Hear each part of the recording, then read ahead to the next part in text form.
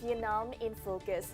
Environmental experts recently issued a warning that the Mekong River Delta region waters last year were at their lowest levels in 85 years. The alarmingly low river levels constitute a huge threat to nearly 4 million hectares of rice farming land and the overall output of aquatic products in this area. And farmers who live on catching fish in Mekong deltas are finding life harder as the natural fish resource has diminished as water level further recede.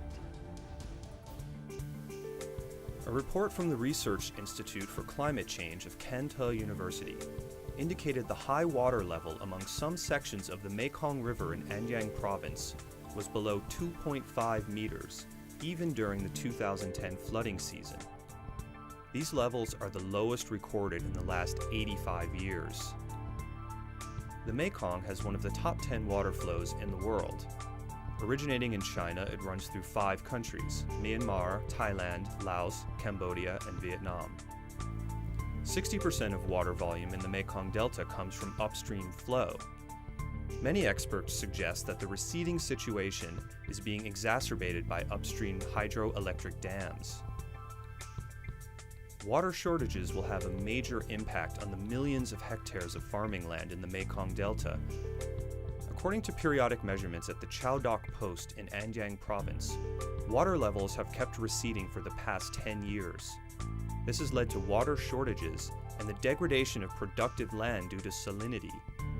No Hong Nhung has been growing rice in the Mekong Delta for more than 40 years. He worries as he witnesses the gradual death of the rice fields due to the scarcity of irrigation water. Across Nhung's field, another rice paddy is filled with dead and dried seeds because its water was compromised by salt infiltration. Farmers here will probably go broke if the situation does not improve. If water stops flowing from upstream, we will have to rely entirely on rain from the sky. The extent of Mekong Delta land compromised by salt now reaches 70 kilometers from the river mouth. This is double the size of the area affected in just 2005. There are 2 water inlet sluices used for filtering seawater for irrigation in Tien Yang province. But one of these is out of order because the water level is too low. Not only farmers, but fishermen like Nguyen Van Muoi are also suffering from the consequences of receding water levels. Before, even cows used to have water to drink, but now there isn't even enough water for the fish.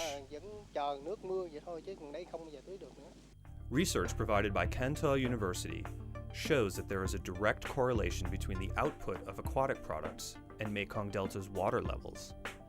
Following a strategic environmental assessment of hydropower along the Mekong stream, the International Center of Environmental Management released a warning that the Mekong Delta will be drastically affected once all 12 hydroelectric dams upstream in Laos and Cambodia are up and running.